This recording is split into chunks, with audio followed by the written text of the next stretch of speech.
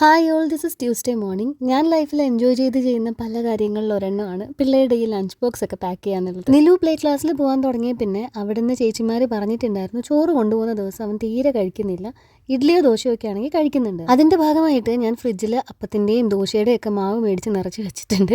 രണ്ടുപേർക്കും ഇനി ഇങ്ങനെയുള്ള ഐറ്റംസ് കൊടുത്തുവിടാമെന്ന് കരുതി. ഞാൻ എപ്പോഴും ആലോചിക്കുക, എൻ്റെ മക്കളുടെ ലഞ്ച് ബോക്സ് എങ്ങാണ് ഞാൻ ചെറുപ്പത്തിൽ സ്കൂളിൽ പഠിക്കുന്ന സമയത്ത് കണ്ടിട്ടുണ്ടായിരുന്നെങ്കിൽ ഞാൻ വിചാരിച്ചാൽ ഇവരെ ഏതോ റിച്ച് ഫാമിലിയിൽ നിന്ന് വരുന്നതാണ്. ഞങ്ങൾക്ക് സ്കൂളിൽ ഉച്ചയ്ക്ക് കഞ്ഞി ഉണ്ടായിരുന്നു.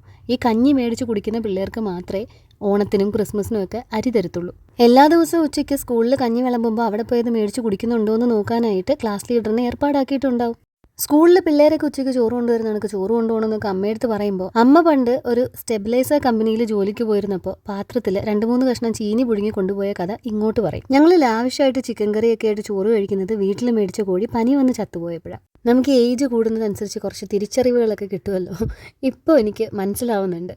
അമ്മേനെ കൊണ്ട് പറ്റാത്ത കാര്യങ്ങളെല്ലാം എന്നെ കൊണ്ട് പറ്റണം എന്നുള്ള അമ്മയുടെ വാശിയാണ് ഇപ്പം ഞാൻ ഇവിടെ വരെ എത്തി നിൽക്കുന്നത്. അപ്പം എന്തായാലും ലഞ്ചിന് ഇഡ്ഡലിയും സാമ്പാറും ഒരു മുട്ട പുഴുങ്ങിയതും ഒക്കെ ആയിട്ട് വെച്ചു. എക്സ്റ്റീമറിൽ വെച്ചപ്പോൾ ഒരു മുട്ടയൊന്ന് പൊട്ടിപ്പോയി. അത് പിന്നെ ഞാൻ ചിക്കി കൂട്ടി കുക്കൂന് കുറച്ച് പെപ്പർ പൗഡറൊക്കെ അധികം ഇട്ട് അവൻ്റെ ലഞ്ച് ബോക്സിലേക്ക് വെച്ചു. ഞാൻ മെച്ചൂർഡായി കഴിഞ്ഞപ്പോഴത്തേക്ക് ആ ഒരു വീക്ക് എന്ത് രസമായിരുന്നെന്ന് അറിയാമോ?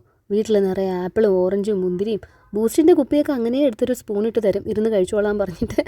ഇവിടെ ഇപ്പോൾ ഇവന്മാർക്ക് ആഴ്ചയിലാണ് ഫ്രൂട്ട്സ് മേടിക്കുന്നത്. വീട്ടിൽ പുട്ടുണ്ടാക്കുന്ന ദിവസം 10 രൂപയ്ക്ക് കടയിൽ നിന്ന് മേടിക്കുന്ന പഴമാണ് ഫ്രൂട്ട്സായിട്ട് ആകെ വീട്ടിലെത്തുന്നത്.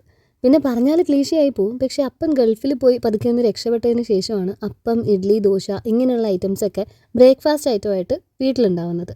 അന്നൊക്കെ ഞാൻ വിചാരിക്കും ഈ ബ്രെഡും ജാമും ബട്ടറും ഒക്കെ റിച്ച് പീപ്പിൾ കഴിക്കുന്ന ഫുഡാണെന്ന്. താഴത്തെ ബോക്സ് ഫില്ല് ചെയ്യാൻ ഞാനൊരു ഓളത്തിനെ അങ്ങ് മറന്നുപോയി. എന്തായാലും കട്ട് ചെയ്ത് ഫ്രൂട്ട്സൊക്കെ നമുക്ക് മേലെ വെച്ചിട്ട് താഴെ ഹൈഡ് ആൻഡ് സീക്കിൻ്റെ 2 ബിസ്ക്കറ്റും പിന്നെ കുറച്ച് മുറുക്കും ഒക്കെ കൂടെ വെച്ച് കൊടുക്കാം. അത് അവരുടെ സന്തോഷത്തിന്, മേലെയുള്ളത് എൻ്റെ സന്തോഷം. +1 +2 ഒക്കെ ആയിക്കഴിഞ്ഞപ്പോൾ കൊണ്ടുപോകുന്ന ലഞ്ചിൽ ഏറ്റവും കൂടുതൽ ഞാൻ കൊണ്ടുപോയിട്ടുള്ളത് നല്ല ചൂട് ചോറും അച്ചിങ്ങ മെഴുക്കുവരട്ടിയും മാത്രമായിട്ടാണ്. അതിങ്ങനെ രാവിലെ ചോറിൻ്റെ മീതെ വെക്കുന്നതുകൊണ്ട് ഉച്ചയാകുമ്പോഴത്തേക്ക് ആ ഓയിലൊക്കെ ഇറങ്ങി ചോറിൽ ഫുള്ളൊരു കറി വരേണ്ട പോലെയൊക്കെ ഇരിക്കും. ലഞ്ച് ബോക്സിൻ്റെയും സ്നാക്സ് ബോക്സിൻ്റെയും പിന്നെ ഇവിടെ ഇരിക്കുന്ന സാധനങ്ങളിൽ ലിങ്ക് ഉള്ളതിൻ്റെയൊക്കെ ലിങ്ക് ഞാൻ ടാഗ് ചെയ്ത് കൊടുത്തേക്കാം. സ്കൂൾ ടൈമിൽ നിങ്ങൾ ഏറ്റവും കൂടുതൽ കൊണ്ടുപോയിട്ടുള്ള ലഞ്ച് ഐറ്റം ഏതാണെന്നൊന്ന് കമൻറ്റ് ചെയ്തേക്കോ. ചുമ്മാ ഒരു രസം വായിച്ചുകൊണ്ടിരിക്കുക. പിന്നെ ഞാൻ എല്ലാ കമൻറ്റും വായിക്കാറുണ്ടെന്നുള്ളത് നിങ്ങളുടെ അടുത്ത് ഞാൻ പ്രത്യേകിച്ച് പറയണ്ടല്ലോ. അപ്പം ഇനി നാളെ കാണാം.